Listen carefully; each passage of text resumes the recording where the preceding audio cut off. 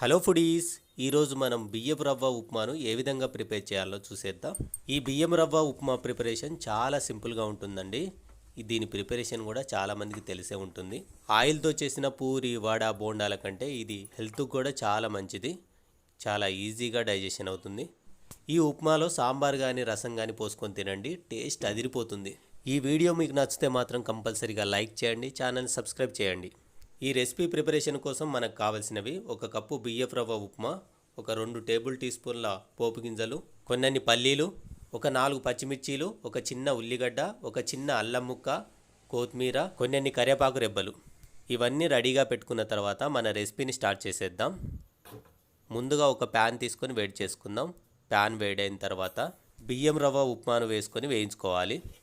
స్టవ్ని లో ఫ్లేమ్లో కానీ మీడియం ఫ్లేమ్లో కానీ ఉంచి వేయించుకోవాలి. రవ్వను కలుపుకుంటూ వేయించుకుందామండి, లేకుంటే మాడుతుంది. రవ్వను ఒక 2 నిమిషాల పాటు వేయించుకుంటే సరిపోతుందండి. ఇప్పుడు వేయించుకున్న రవ్వను ఒక ప్లేట్లో తీసుకొని పక్కన పెట్టేసుకుందాం.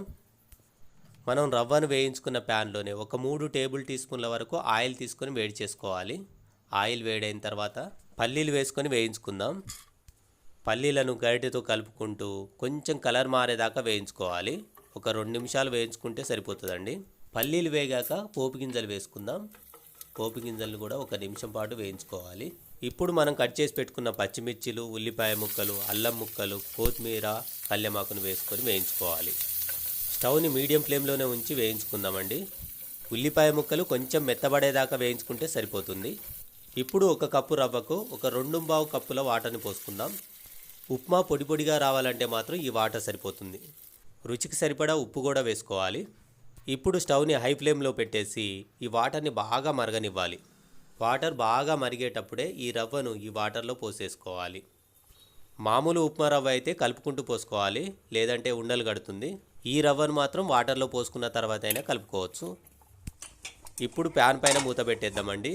ప్యాన్ పైన మూత పెట్టేసిన తర్వాత ఒక 2 నిమిషాల పాటు కుక్ చేసుకుంటే సరిపోతుంది.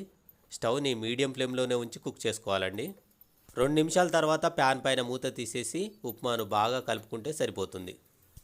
చూశారు కదండి, ఉప్మా ఎంత పొడి పొడిలాడుతుందో. ఉప్మా ఈ విధంగా ఉంటే మాత్రం చాలా టేస్టీగా ఉంటుంది. ఇక చివరిగా స్టవ్ని ఆఫ్ చేసేసి కొత్తిమీరని వేసుకుంటే సరిపోతుంది. కొత్తిమీర వేసుకున్న తర్వాత కూడా ఒకసారి ఉప్మాను బాగా కలుపుకుంటే సరిపోతుంది. ఈ ఉప్మాను మామూలుగా తినలేకపోతే మాత్రం చట్నీ కానీ, సాంబార్ కానీ, ఏదైనా కర్రీని కూడా కలుపుకొని తినొచ్చండి.